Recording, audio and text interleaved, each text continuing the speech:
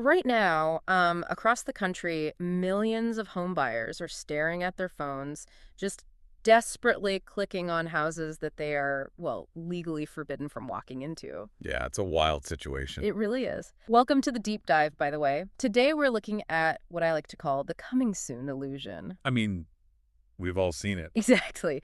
If you've driven down, like, any suburban street in America or opened a real estate app recently, you know exactly what I'm talking about. It's that rider sitting on top of the for sale sign. Or that big banner slapped across a digital listing. Yeah, right, teasing a property that isn't quite available yet. But today, we are pulling back the curtain on this whole phenomenon. And we have a lot of material to go through for this. Oh, a massive stack. We're looking at industry research, practice notes, and some really deep strategic analyses. Specifically, we're focusing on the seismic shifts from early 2025 and 2026. Which is when everything really changed. Yeah, detailing what is actually happening behind the scenes of these pre-market listings. And look, the mission of this deep dive isn't to tell you how to buy or sell a house. No, not We are anymore. just handing you a flashlight and pointing it at the mechanical realities of the industry. We're asking one fundamental question, which is, is coming soon a tool that serves the seller?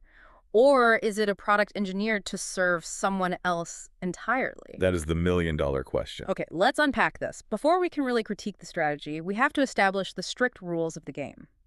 When a house hits the system as coming soon, what are the actual mechanical parameters? So to understand the modern strategy, you have to look at the strict technical definitions governing these listings. Let's use Bright MLS as our baseline for this. Okay, Bright MLS, they're huge, right? Oh, massive. They govern a highly competitive market footprint across Chester, Delaware, Montgomery, and Newcastle counties. Got it. Under their framework, the parameters for a coming soon status are absolute. First, the property is officially entered into the market database. But, and this is key, the seller cannot accept any offers. None at all. Zero. Second, showings are universally forbidden. Like no exceptions. No exceptions. No buyer, no agent, no inspector is crossing that threshold. Third, the days on market count. The DOM metric that signals listing fatigue. Oh, yeah, the clock that makes buyers think something is wrong with the house if it ticks too high. Exactly. That clock is entirely paused. Yeah. And finally, the seller makes a crucial choice. Which is what?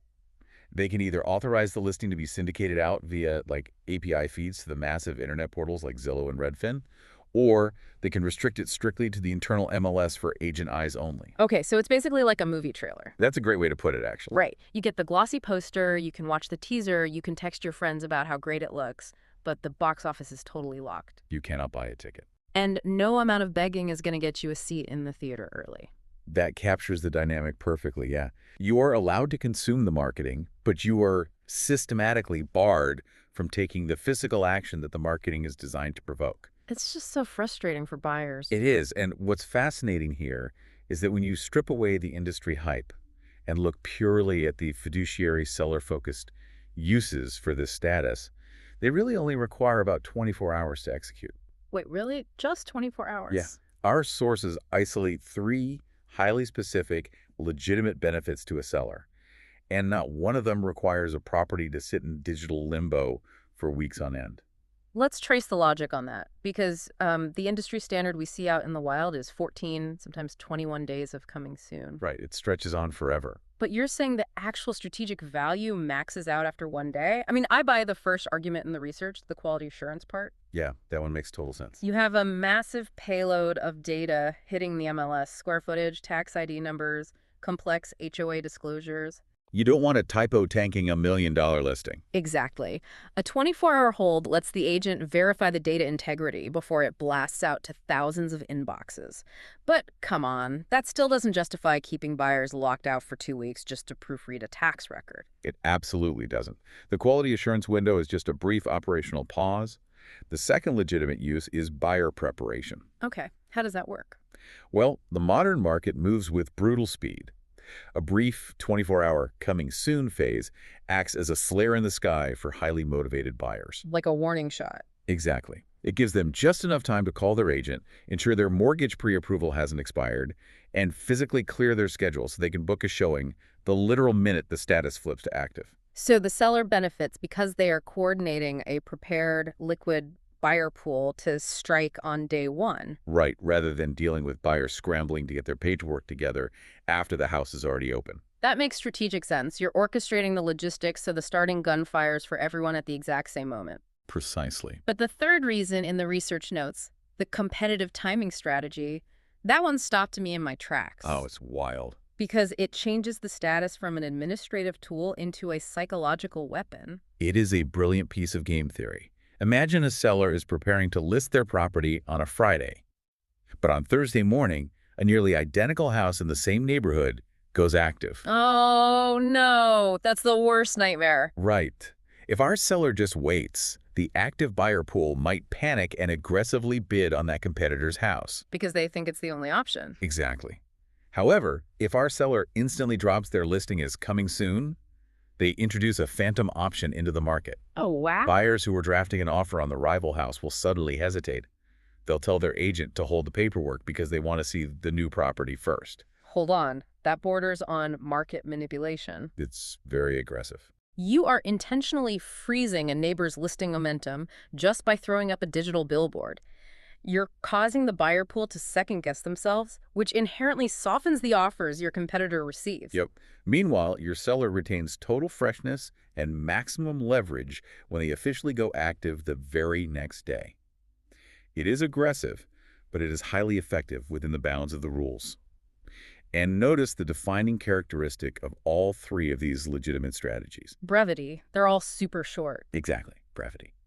The SEER team's practice is highlighted prominently in the source material as a stark contrast to the broader industry norm. Oh, right. They were in the 2025 notes. Yeah, they strictly limit their coming soon usage to a single 24-hour window. They operate on the principle that anything longer than a day ceases to serve the seller's financial interests and begins to actively work against them. Which naturally leads us to a massive structural contradiction. If the actual fiduciary uses of this tool max out at 24 hours, why in the world are national portals and massive brokerages pushing so hard for prolonged multi-week coming soon periods? That is the big disconnect. Wait, let me anticipate the industry defense here. Yeah. The dominant narrative pitched to sellers is that this long window is a pricing laboratory. Ah, the pricing laboratory, yes. They argue it's a risk-free way to validate your asking price before you officially hit the market. Like if I put my house up as coming soon for 2 weeks and I accumulate 2,000 saves on Zillow and 100 shares, isn't that phenomenal market feedback? You think so, right? Doesn't that data prove my pricing strategy is spot on? It proves absolutely nothing about your price, and that is where the pricing laboratory myth collapses under its own weight. Really, nothing at all. Nothing.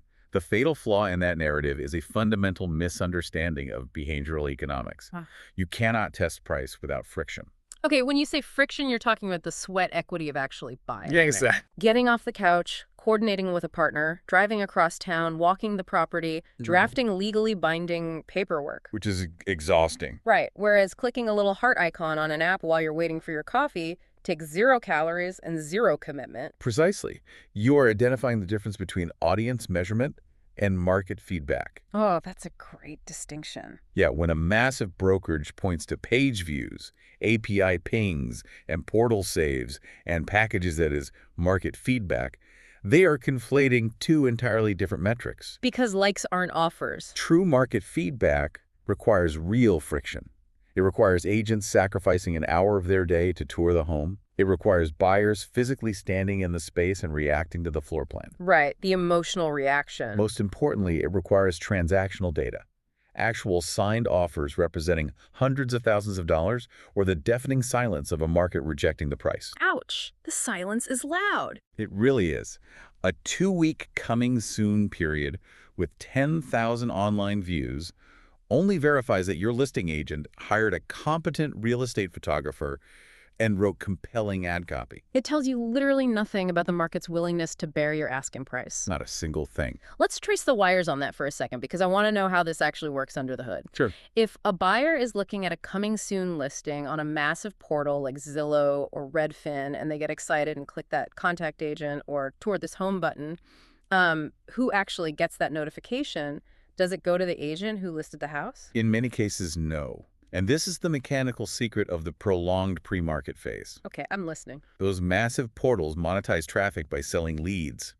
When a buyer clicks to inquire about a coming soon property, that inquiry is often routed through a complex back-end system and sold to a paying buyer's agent. Like a premier agent who pays for zip code placement. Exactly. That agent has absolutely no special access to the house.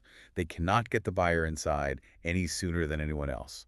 But the portal just successfully harvested that buyer's contact information, their search parameters, and their urgency level, and monetized it. Yep. They sold the data. So the house is basically bait in a trap.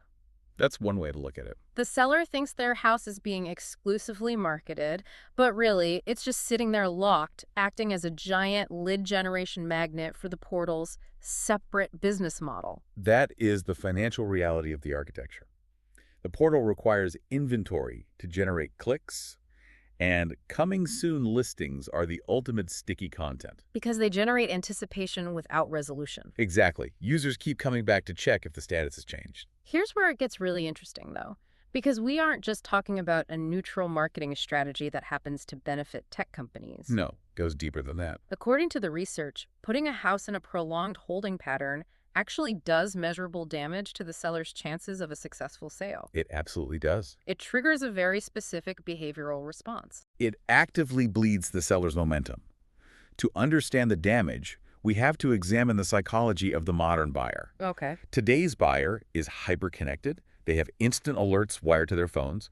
They are monitoring multiple syndication feeds simultaneously. Right, they're everywhere at once. They are operating in a persistent state of high-stress, high-speed vigilance. They are completely wound up. I mean, I have friends who are house hunting right now, and they will say they're willing to sell a kidney for a house on a Tuesday. Oh, I believe it. And by Thursday, they've completely forgotten the street name because they got distracted by a different listing with a slightly better kitchen island. The attention span is just incredibly fragile. That fragility is exactly what the research refers to as the forgetting problem. The forgetting problem. Human beings are neurologically incapable of maintaining a state of high alert anticipation indefinitely. When a house hits coming soon, buyers see it, their adrenaline spikes, and they mentally bookmark it. Right, the hype is real. But if that property sits locked behind a digital wall for 14 days, the psychology shifts. The buyers are forced to keep touring active inventory. They might find an alternative and deploy their capital elsewhere. Or the pure emotional momentum, the sheer excitement that drives a buyer to waive contingencies and write an aggressive offer, simply fizzles out into apathy. It's the equivalent of a tech company hyping up a revolutionary new gadget for months, but never actually shipping the product. Yes.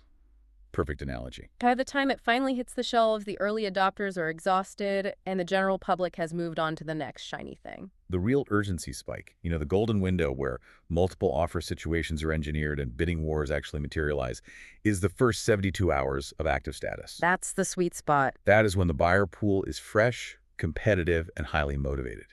A listing does not build momentum during a long coming soon phase, it exhausts it. A properly priced home requires a clean, active launch into a buyer pool that hasn't had 2 weeks to overanalyze the photos, get bored, and talk themselves out of the transaction. Okay, let's zoom out and look at the whole board. We've established that a long coming soon status completely fails to test the price because it lacks friction. Right. We've established that it's essentially a lead generation magnet for third parties. Yes. And we know it actively kills buyer urgency by triggering the forgetting problem. Correct. So how did this become the dominant operational blueprint for the entire industry? Why is everyone pushing a strategy that defies basic market logic? If we connect this to the bigger picture, we have to look closely at a highly orchestrated sequence of events from early 2025 and 2026. This was when the rules all shifted. This was not a slow, organic evolution of consumer preference. It was a structural transformation engineered by the largest players in this space. The mega brokerages. Exactly. During that critical window, Compass announced a massive, unprecedented partnership with Rocket Companies and Redfin. I remember seeing the headlines for that. The goal was to take Compass's coming soon listings and display them directly on Redfin's portal before they were ever submitted to the local MLS. Oh, wow. They were actively building a pipeline to bypass the traditional MLS syndication entirely. Exactly. And simultaneously, Zillow launched a sprawling product called Zillow Preview. Zillow Preview, right? This system ingested pre-market metadata and made these unavailable homes publicly visible across the Zillow and Trulia networks. Sneaky. Then the National Association of Realtors, NAIR, stepped into the fray, releasing their multiple listing options for sellers framework, which operated alongside the highly debated Clear Cooperation policy. So all the big players moved at once. They did. Following that, the mega brokerages formed a united front, aggressively lobbying local MLS boards across the country to rewrite their rule books. Because they needed the local rules to match their new tech. Right. They demanded that agents no longer face compliance penalties for utilizing what they heavily branded as seller-directed marketing plans. Seller-directed marketing plans? That's some serious PR spin. The industry analysts covering this in 2026 didn't mince words. They called it the ground just shook and marked it as the beginning of a new time for real estate data control. That is the hard truth right there. The consumers didn't demand this. No, they didn't. Sellers didn't organize town halls begging for the right to keep their houses off the market for 3 weeks. This entire architecture was built because massive tech portals and mega brokerages needed a way to control inventory before it hit the open market. Data is king. Exactly. Pre-market listings are the ultimate proprietary data. If Zillow or Redfin has the listing before the MLS syndicates it, they become the absolute center of gravity for the consumer. Exactly. They built a system to capture behavioral data, and then they slapped a shiny new label on it and sold it to everyday homeowners as seller empowerment. It is a masterclass in corporate reframing. It really is. But to force that structural change through local MLS boards and consumer protection regulators, they needed an airtight, morally unassailable justification. Okay, what was their excuse? The ultimate shield they deployed, the argument they instinctively hide behind whenever these pre-marketing policies are scrutinized, is privacy. Ah, yes. The privacy defense. They point to the seller who doesn't want nosy neighbors looking at their bedroom photos or the family dealing with a complex divorce. They say, we absolutely must have expansive coming soon rules to protect these vulnerable people's privacy. And the reason that argument is so potent is because the underlying need is incredibly real. Right. There are absolutely sellers who require stringent, uncompromising privacy.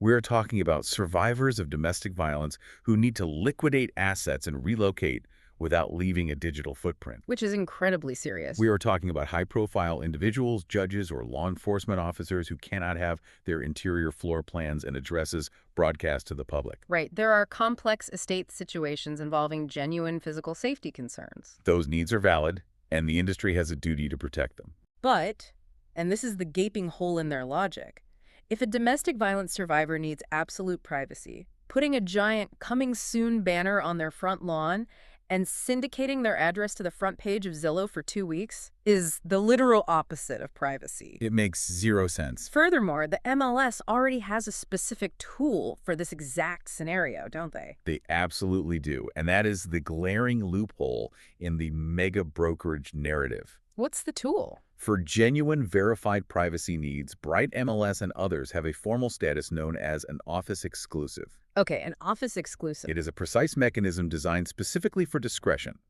An office exclusive requires a signed seller disclosure form acknowledging that the property will be kept completely off the internet. So no Zillow, no Redfin. It never hits the API feeds. It never goes to Zillow. It doesn't even blast out to the general MLS agent population. Oh, wow. It's totally locked down. It is networked privately, person to person. It is a highly effective existing tool utilized by a very specific small subset of sellers who genuinely require safety. So the tool for absolute privacy already exists, and it doesn't involve pre-marketing on national portals. It already exists. Yay. This raises an important question, perhaps the defining question of this entire deep dive. Hit me with it. When the CEOs of national brokerages and the architects of these massive data portals stand on stages and argue passionately for expanded coming soon syndication rights, heavily utilizing the language of privacy and seller protection, who are they actually advocating for? Right. Are they genuinely fighting for that tiny fraction of individuals with documented safety protocols. Or are they taking that incredibly narrow, very real exception and using it as a Trojan horse? Exactly.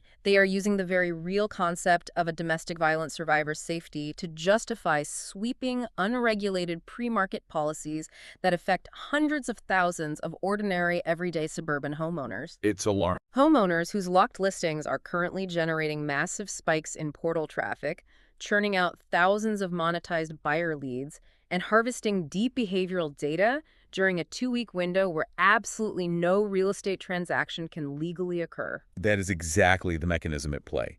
The privacy argument is real, but the subset of the population it applies to is microscopic. Right. The sprawling multi-billion-dollar data harvesting policy they have built around that argument is decidedly not. So what does this all mean? We promised to hand you a flashlight, and I think we've illuminated the mechanics of a pretty complex machine. I think so, yeah.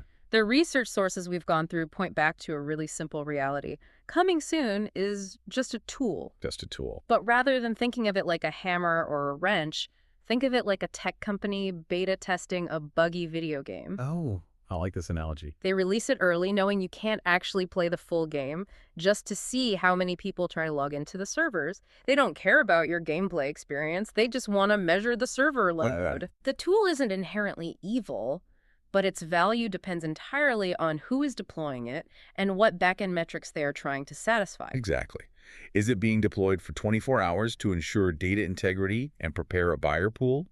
Or is it being deployed for 14 days to generate zip code level behavioral analytics for a third-party platform? Right. So, since you are the one sitting at the table playing this high-stakes game, we want to leave you with the exact questions you need to ask to cut through the spin, depending on your role in the market. This is the practical takeaway. Yep. If you are a seller and your agent pitches you a prolonged coming soon strategy, you need to look them in the eye and ask, what happens to every single buyer inquiry that comes in during that locked window?